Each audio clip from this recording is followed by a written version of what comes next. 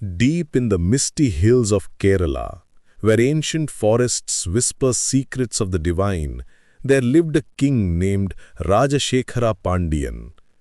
He ruled the kingdom of Pandalam with wisdom and kindness, but his heart carried a deep sorrow.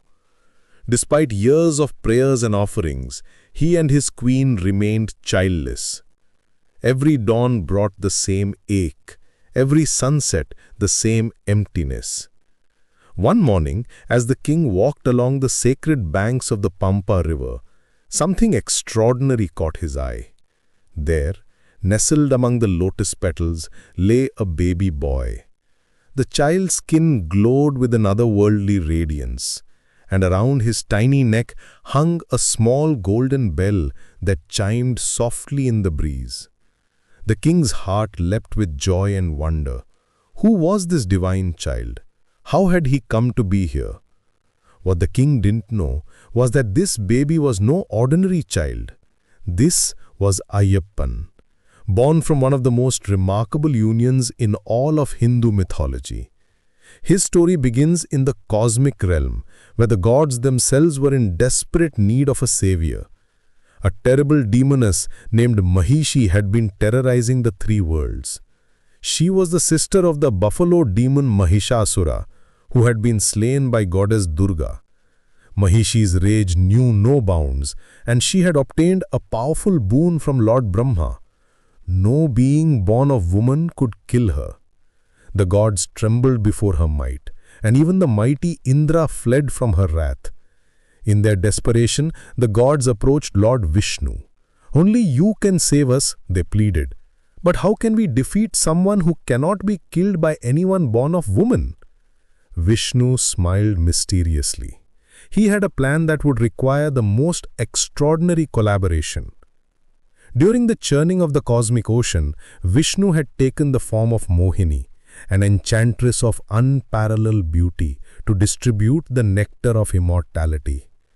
Now he would take that form again. But this time, it wasn't to trick the demons, it was for something far more profound. When Lord Shiva saw Mohini, he was completely captivated. Her beauty was beyond description, her grace divine. Even though Shiva knew this was Vishnu in disguise, he couldn't resist her charm. "Dance with me," he requested. As they danced together in the cosmic realm, the divine energies merged in ways that transcended ordinary understanding. From this sacred union of Shiva and Mohini, a child was conceived. This wasn't just any child. This was Harihara Putra, the son of Hari, which is Vishnu, and Hara, which is Shiva. The child embodied the combined powers of preservation and destruction, of compassion and fierce justice. The baby was born with a golden bell around his neck, which is why he was also called Manikandan, the one who wears the bell. The divine child was destined for greatness. But first, he needed to grow up in the human world, learning the ways of both divinity and humanity. King Rajashekhara, guided by divine intuition, named the child Manikandan and raised him as his own son. The boy grew up displaying extraordinary wisdom and strength. He mastered all the scriptures by the age of 5, could defeat seasoned warriors in combat by 7, and showed compassion that touched everyone around him. But the royal court had its share of jealous minds. The queen's minister and some courtiers began to worry. What would happen to the kingdom's succession if this adopted child became the heir?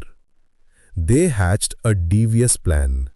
The queen would pretend to be gravely ill, and the court physician would declare that only tiger's milk could cure her.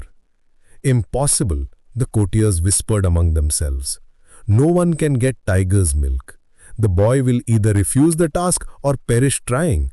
Either way, our problem is solved." But Manikandan surprised everyone.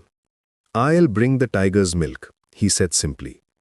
"My mother's life is more important than any danger I might face."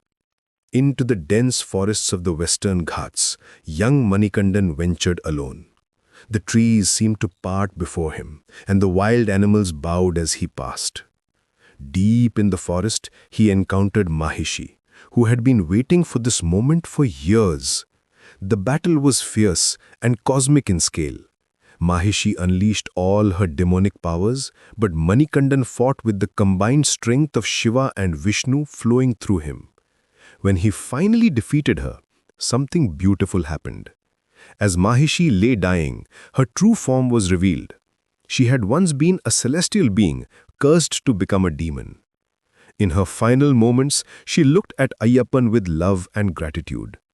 I have waited so long for you to free me from this curse. But now, I have one last wish. I want to marry you. Ayyappan's heart was filled with compassion, but he had taken a vow of celibacy. I am a brahmachari, he said gently, but I promise you this. Build your temple near mine at Sabarimala. When the day comes that no new devotee comes to visit me, on that day I will marry you. Mahishi smiled, knowing that Ayyappan's devotees would never stop coming. She was content to wait eternally near him. Even today, her temple as Malikapura Thamma stands close to the Ayyappan temple at Sabarimala. After defeating Maheshi, Ayyappan didn't return empty-handed. Lord Indra, grateful for being freed from the demon's terror, transformed himself into a tiger. Ayyappan rode back to the palace on this tiger, followed by a whole pride of tigers carrying pots of milk. The sight was so magnificent that everyone in the kingdom fell to their knees. They realized that this was no ordinary prince. This was a divine being who had graced their kingdom with his presence. King Rajasekara wept with joy and remorse. Forgive me, my son, for not recognizing your true nature earlier. Tell me, what can I do to honor you? Ayyappan smiled and picked up his bow. He shot an arrow high into the sky and it landed on a hill deep in the forest. Build my temple there, he said. That place is sacred. It's where the sage Sabari once meditated waiting for Lord Rama's darshan. The very earth there is blessed. The place where the arrow fell was Sabarimala.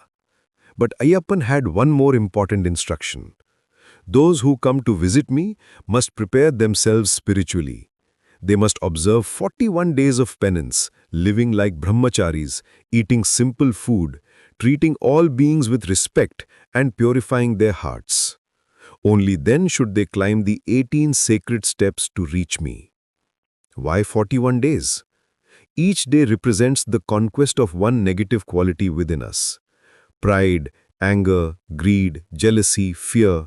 By the end of 41 days, the devotee has transformed from within, ready to receive divine grace. As Ayyappan prepared to leave the earthly realm, he made one final promise.